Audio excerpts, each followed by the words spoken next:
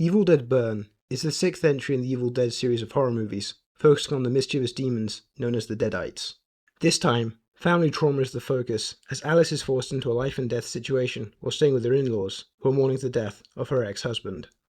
I think it's important for me to start off by saying that I do love Evil Dead 2 and Army of Darkness, the latter being my favourite within this series, because of how they imbue horror and comedy, mixing them up so that they're one and the same, the comedy coming from the excesses in horror.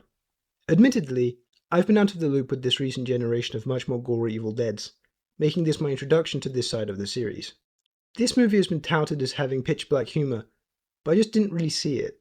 There are comedic beats, elicited by Maxime Caro's editing, but it's never the perfect fusion of the two genres that I associate with Evil Dead. If anything, this is ultra-violent, ultra-gory horror, with a couple of sight gags sprinkled in. That being said, there are a few moments, such as someone's fingers being dismembered in what seems to be an allusion to the Grand Budapest Hotel, where I thought that the film managed to, only briefly, touch something resembling the tone that I had wanted. I'm fine with the artistic vision being different to what came before, but the movie still somewhat has bits and pieces of the original formula, so it's hard to separate what I expected and what the movie ended up being. The movie's violence feels mostly cruel. It is a showcase for how much viscera can be caught on camera, but that's not necessarily how I like my horror films. Personal preference standing, I'm not the biggest fan of seeing visual carnage for the sake of witnessing visual carnage. The violence, theoretically, could be heightened to a degree where the excesses of all the blood and body parts flying about could be perceived as a gleeful, rip-roaring great time. I'm sure for the right audience, it is. But seeing people shoot themselves with graphic detail, dismemberings, mutilations, the like, with no real thematic depth, the movie attempts a trauma narrative with cliches which detracted from my enjoyment, rather than hooking me into the characters the way that I'm sure was intended, left a sour taste in my mouth. We're in a new era of horror with comedic undertones. Obsession came out, and I think did the violent excess exceptionally well because that excess was toned up to levels I thought were funny in an unnerving way, with a captivating story. I don't think that Evil Dead Burn really brought that. It's the type of movie that it is, but that didn't speak to me at all. But how's the visual stimulus framed? It's complicated. Some shots, some of which are in the trailer, making the actual watching of this movie a little unnecessary, are wildly fun and inventive. The action is periodically framed in a way which keeps you on your toes. The mirror shot, which is in the trailer, is the best example of this, as it gives an added panache to what you're seeing. The derivative story is at least occasionally saved by Philip Lozano's cinematography. However, the cinematography is also flat and boring most of the time. When the movie slows down between its specialized shots, it settles into a rhythm muddied by digital fuzz and a desaturated color scheme which makes it all look cheap. Not inexpensive. Evil Dead has always been inexpensive, and its look comes from creativity within those boundaries. Those other movies still look great and hold up to this day. Evil Dead Burn, upon release, doesn't hold up to the modern standards of good, traditional cookie-cutter cinematography. The camera shake has an artificial crudity to it, which took me out of most scenes it was used in. Like, they felt smooth, even while being shaken about, making it all seem unreal. I do think that the script itself is pretty bloated. For the most part, the opening scene feels pretty economical. The exposition is dealt with fast and efficiently for people who don't know the central conceit of Evil Dead, i.e., the Necronomicon, aka the Book of the Dead, while setting up a character's direct relationship to said book's history, while also having that character performing actions directly tied to the movie's MacGuffin, so that the flow of exposition is made secondary to characterization. That's a pretty well written opening. The character in question is Joseph, who was initially made out to be the protagonist. Or at least, I thought he would be the protagonist. He's the only character whose floor work is set up pretty early on.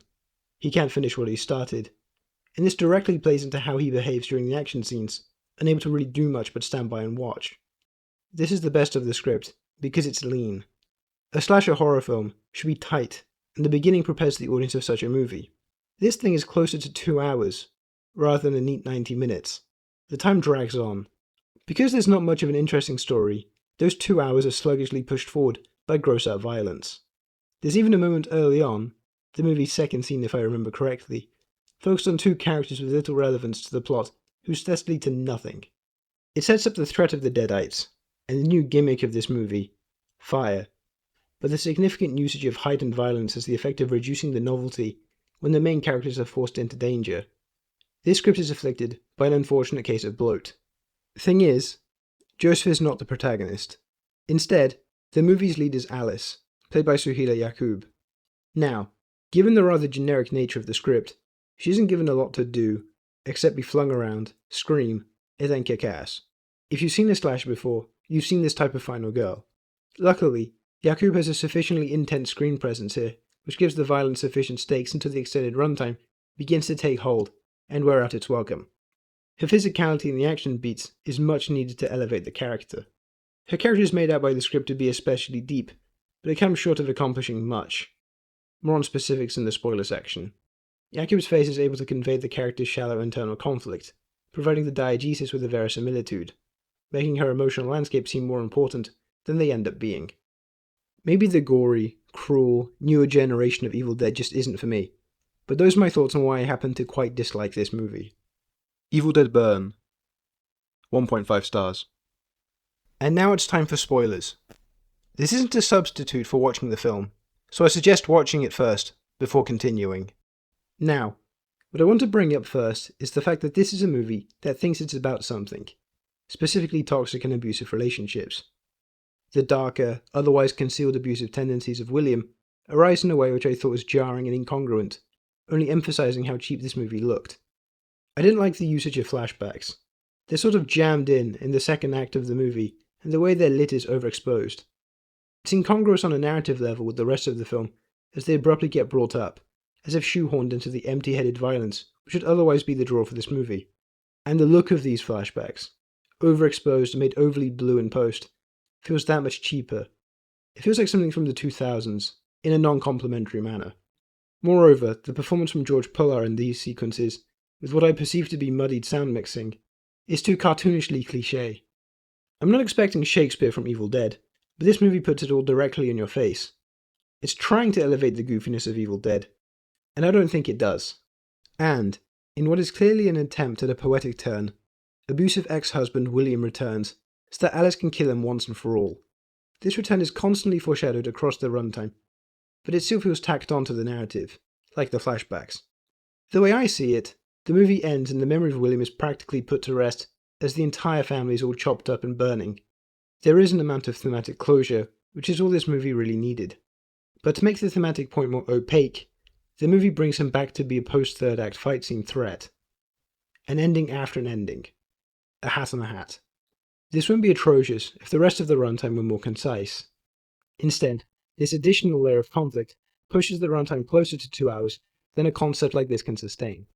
And then, what left me the most bitter about this movie is the presentation of Dead-Eyed William. Horror looks best with practical effects.